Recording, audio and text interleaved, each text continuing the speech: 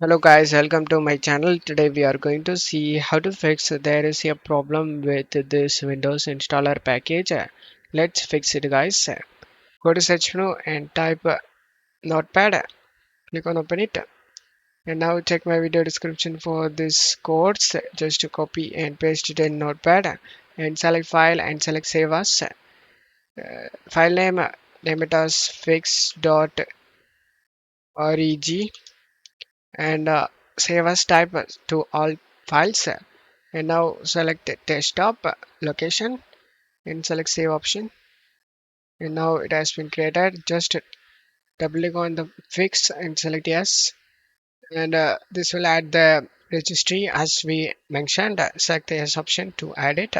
The key and values contained here has been successfully added to the registry. Now you just need to restart your PC. After restarting your PC, your problem should be fixed. And that's it for today's video guys. Give me a like and subscribe. Thank you.